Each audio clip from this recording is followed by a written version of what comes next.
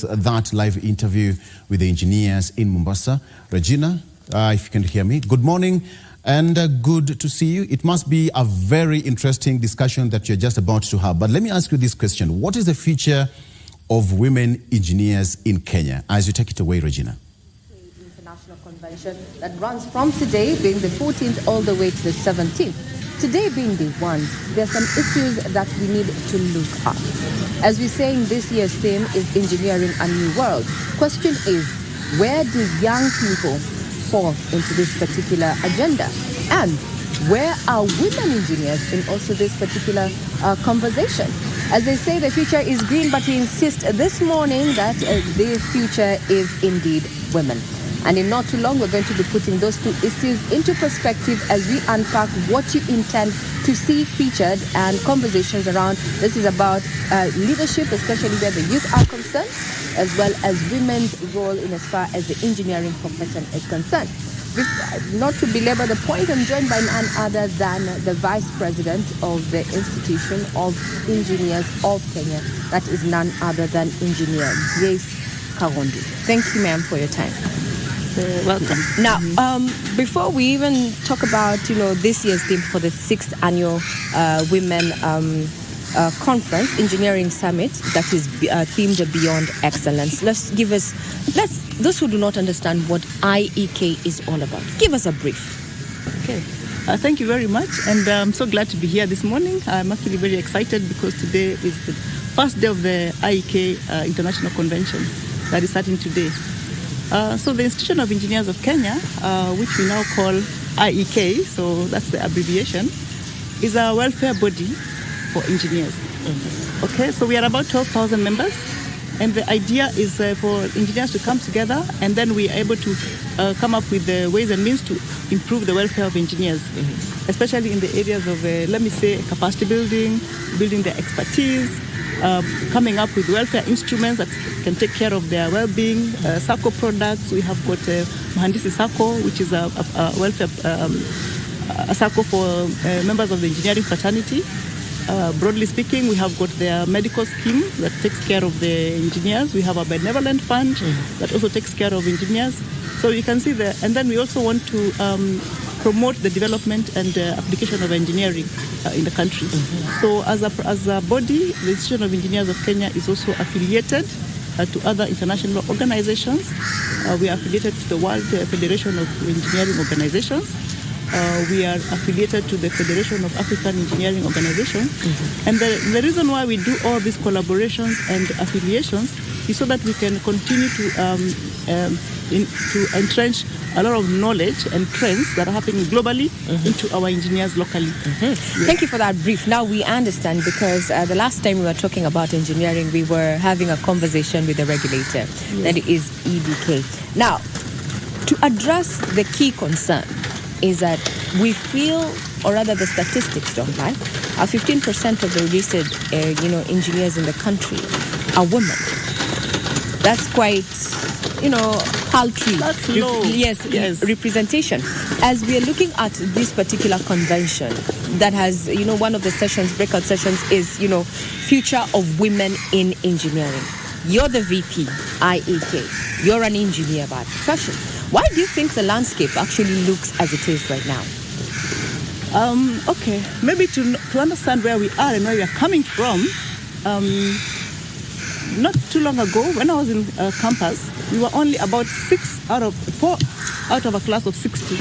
So we were less than 10%. Today, we are about 15%, as you have talked about.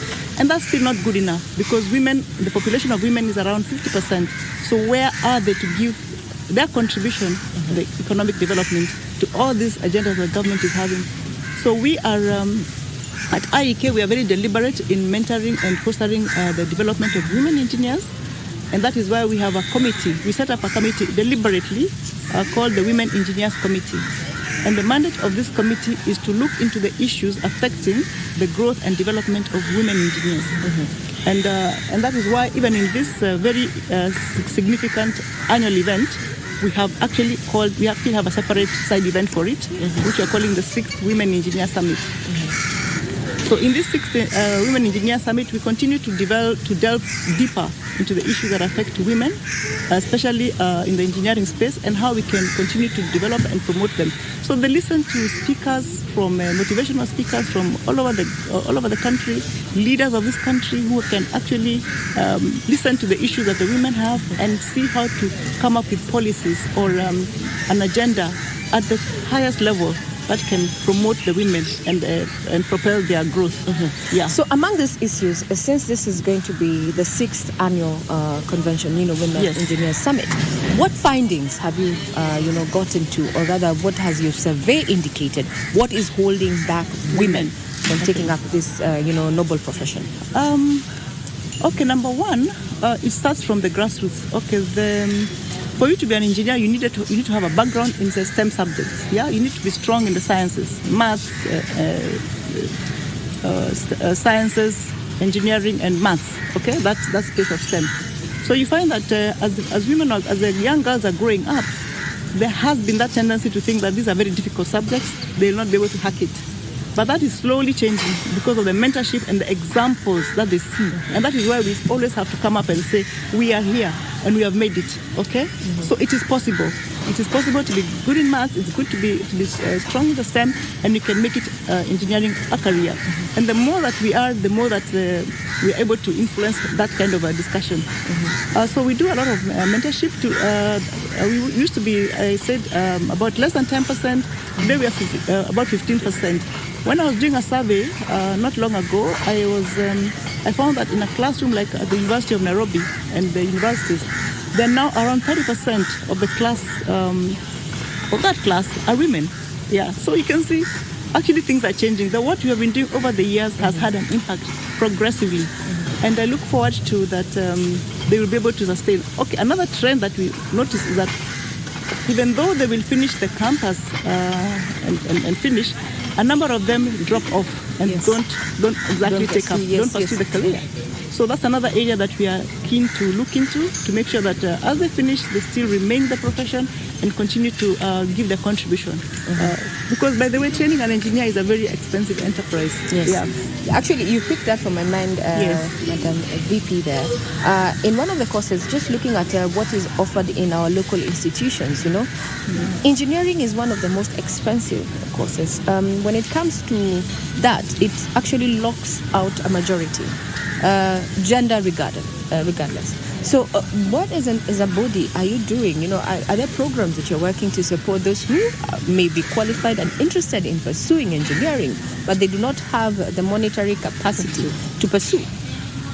That's a very important question, because it just so happens that when it comes to intelligence, it can come from anywhere, whether one is well-to-do or otherwise. Yes. So it makes sense that we have a program that promotes even those who are not able to afford engineering can still pursue the course. And as you realize that as we continue over the years, the charges to undertake these courses seems to be increasing. Yes. Once upon a time, you were fully funded, and now slowly by slowly it's becoming more expensive. So as the IEK, we normally work very closely with the universities to pursue what we call a bursary fund. We actually have a bursary fund ourselves, and we want to collaborate also with the universities and promote the idea of sponsoring the needy students to undertake engineering courses, in addition to the ones that are taken by the government, who are sponsored by the government. So we call it the President's Bursary Fund. It is a fund that we launched about 2 years ago, and we really want to strengthen it. We want to establish collaborations with partners, so that we can build this fund and be able to take more needy students on board. As a matter of fact, we are already sponsoring some students at the university, at secondary school. So we would like to take that to the next level at the universities. Mm-hmm. Yeah, that's quite noble. Now, yes. There's the other issue of we are here as engineers. We are building capacity. We are talking about engineering, a new world. What is the impact of technology into this profession? Does it build capacity, or is it competing with the profession? Engineers are the ones who drive technology in the first place. Yes. So we are always at the forefront of technology. So any new innovations, we are the ones who have created it. And so now the issue is, how do we then implement those innovations and make them use at a broader base? So what we are doing at the Institution of Engineers of Kenya is to make sure that we continue to do what we call capacity building, so that our members become also digital savvy in terms of the software engineering. There's a lot of software engineering packages available. Not all of them have access to these packages because they are also expensive. So we try to facilitate the training for our members so that they can benefit from that technology.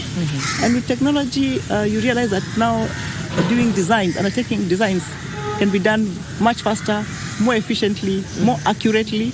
You get better results and a higher quality kind of designs. Yeah, so it's very, very important that as engineers we actually tap into that particular space of the digital transformation space, as we call it. So technology is just going to show up more capacity within the engineering space. Now, we've also had a change in our institutions of learning. We've adapted a new system of education. Now we're doing CBC. As an engineer and the person who sits in this particular body where you support members, what do you think in terms of this change of education system? Is it going to work well? Now we're going to know who are going to be pursuing the sciences, who are going to be pursuing the art. Is it now has it made it clearer, which path a child would be taking? And are we ready to tap into that too? I think that it's a good thing that we're able to distinguish those who are aligned to the sciences and those who are aligned to the artists as early as possible, so that we can start creating that curiosity. Engineering is curiosity. What makes this thing work? How can I make it better? Why does it work like this? Can I make it, suppose it works for this group, can it work for this other group? So it's about being very inquisitive. Yeah, so that is why we say that it's good for us to nurture the young ones, so that they can identify their potential in that space, in that curiosity, innovative space. And then we develop that at the universities. Remember, at the universities also, we also want them to be aware about global issues. We're talking about the SDGs, In my days, we were talking about just the local theoretical engineering.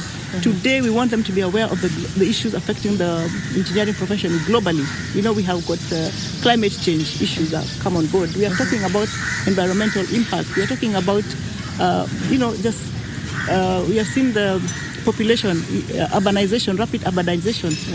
Urbanization puts a lot of pressure on a space, like you have to provide housing. You have to provide the security, you have to provide water, clean water, sanitation, electricity, energy. These are things that speak to the real issues, and it's well that they start getting aware of them as early as possible. So it's good to know from the nascent who is pursuing what, where, and to show up capacity. Now, in closing, Madam Vice President, let's just give us an overview and the expectations that you have of the 6th Engineering Summit. As you said, it also has a committee that has been looking at why we're not having as many women take up the engineering profession, and given that this year's theme is Beyond Excellence and Future of Women in Engineering. As we can say, please. Okay, thank you very much. I'm actually excited and really looking forward to the 6th Women Engineer Summit that is about to take off in about half an hour's time or an hour's time. We are very, very happy that our chairperson, Engineer Flora Kamanja, will be talking about what we have done as IEK to support women in engineering. And we will be talking about how we can continue to develop ourselves as women. We have a chief guest who will be joining us also. I don't want to spoil the surprise, but we have a chief guest. She is the PS in the State Department of the Diaspora. She'll be coming to speak to us, and she'll be talking about what the government can do to support women in engineering. Yeah. Good. Now, parting shot for a woman who is, watching, we know engineering is a male-dominated, profession. You have made it, and I liked what you said. It is possible. Clarion call for women who may be thinking of pursuing engineering. You can make it. You can make it. We have made it. You can make it. And you know what? It's also fun. Okay? It's a lot of fun. So, welcome on board. Yes. Thank you very much.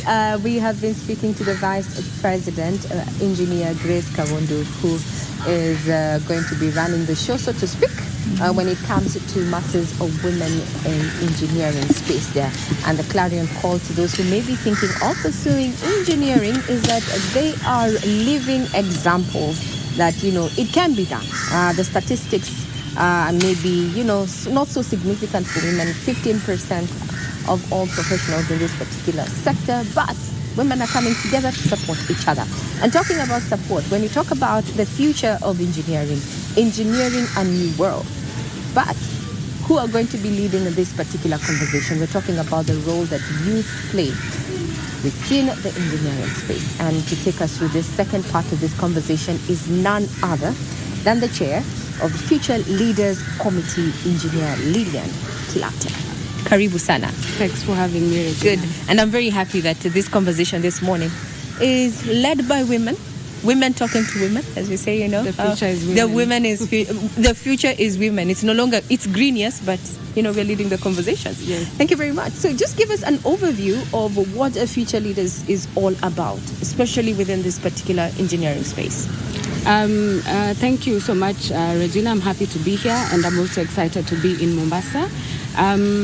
Just to mention that this is going to be the second Future Leaders Summit, and it is important also to note that the Institution of Engineers of Kenya embraces inclusivity in terms of gender, in terms of youth, and youth make majority of the population in Kenya. So it is very important to engage the youth, whether in corporate or in societies, such as the Institution of Engineers of Kenya. The committee that I chair looks to engage, it looks to mentor, it looks to come up with bespoke programs for engineers and upcoming engineers, aspiring engineers up to the age of 35. So this is a very special interest group to engineers, and we like to involve them so that they can be in these conversations together with the seasoned engineers. Mm-hmm. It's important for us to work with synergy together with the seasoned engineers. The VP, IEK, when she was actually seated where you are, denoted a challenge. Is that we're having young people pursue engineering, but to some point, they do not get to practice engineering. You're an engineer and the chair of this particular committee. Where is a missing link, and how can we bridge this gap? Thank you. In Kenya, almost all professions have similar challenges in terms of opportunities for their professions, for various professions. And these opportunities can be in terms of either work or in terms of capital for enterprise development, especially for people in the innovation space, people who want to give engineering service. So these are some of the challenges that we usually have for young engineers, amongst others, which also include poor remuneration of engineers, especially in the public sector. So what the institution is doing through also the Future Leaders Committee and generally is trying to lobby with political influence, legislation changes, to ensure that the plight of young engineers and engineers is actually sort of like alleviated to greater extent, because engineers are an important profession in terms of when we talk about development of a country, when we talk about health, when we talk about settlement, that's affordable housing and so on. We really need engineers to make the realization of the various goals that we have as a country, including the better agenda. The Engineering Board of Kenya is actually pursuing the implementation of the Washington Accord. From where you sit, what overall impact will we have this? Or what will it have on this profession once it's actually actualized? When we talk about the Washington Accord, what young engineers think about is mobility. Okay. And as I earlier mentioned, that we have opportunity challenges in terms of employment, and this will go largely into actually improving that state of affairs in terms of job creation, such that the engineers in Kenya will be acceptable in so many countries. So this will widen the net for young engineers, so they can cast and dream wildly and be able to think beyond Kenya, and also think about what input they can give in Kenya, maybe after gaining certain years of experience and come back. Yes. Now, Engineer Lillian, let's get a little bit personal. What got you into engineering space? Interesting enough, I grew up along the old Thika Road. I grew up in Githurai, to be precise. And the state of affairs in Githurai, as we all know, actually it's better now. Back in the late 90s and early 2000s, the situation wasn't so good.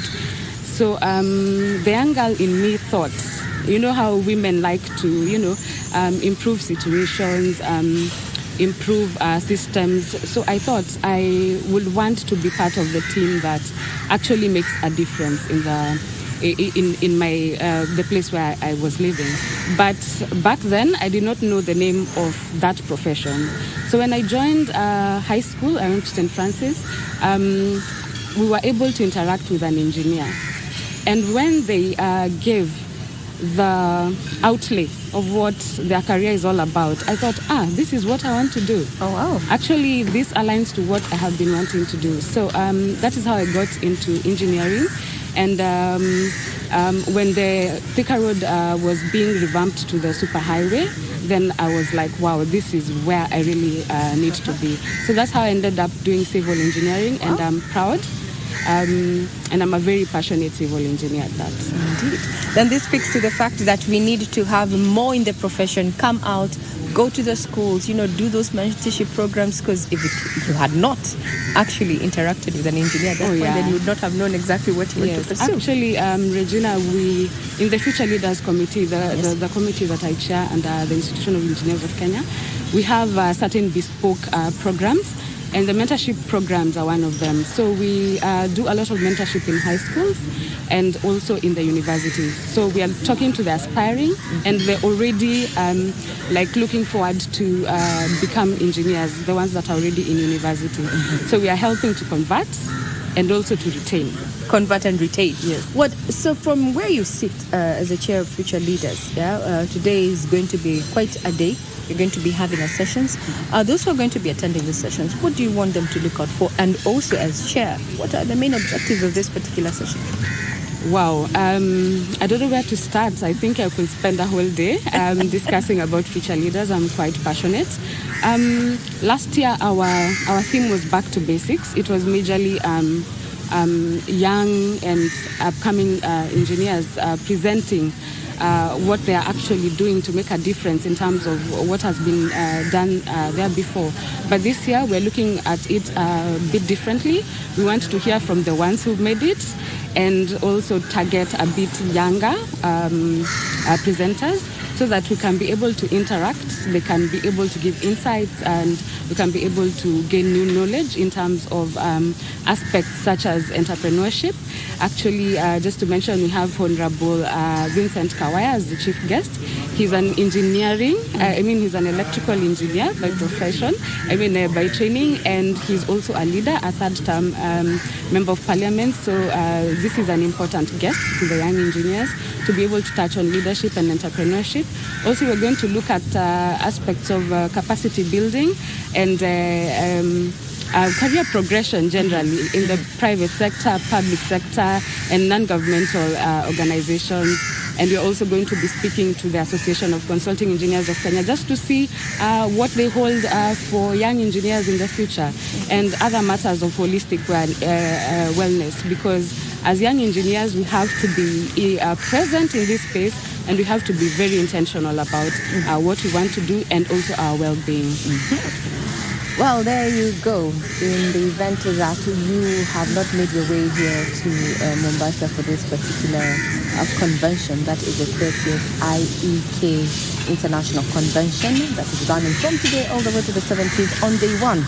These two areas are going to be discussed. The 6th Women Engineers Summit that is themed Beyond Excellence, Future of Women in Engineering. And as we've heard from the Vice President, Engineer Grace Kahondi, is that the future looks very promising for women, and women have to work with each other. Those who've already made it then need to go back and, do provide mentorship and, support to those women who are looking to pursue this particular profession, and also work on policies that are going to encourage other women to participate in this. And also day 2, happening concurrently, is the second Future Leaders Summit and Expo that is themed Future Leaders Fostering Positive Impact. The youth have a role to play and they have to be included in the conversations. But now when it comes to engineering, they do not want to just participate in the conversations. They want to be intentional about being part of creating solutions. And that is what engineering is all about.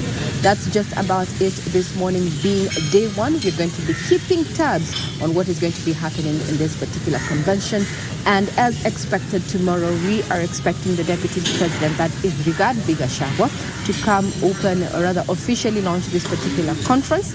And indeed, we're likely to see a lot of government, presence in the next 3 days or so. KBC Channel 1 is going to be keeping tabs on that as the official broadcast partner. I'm Regina Manyera, now handing you back to Broadcasting House.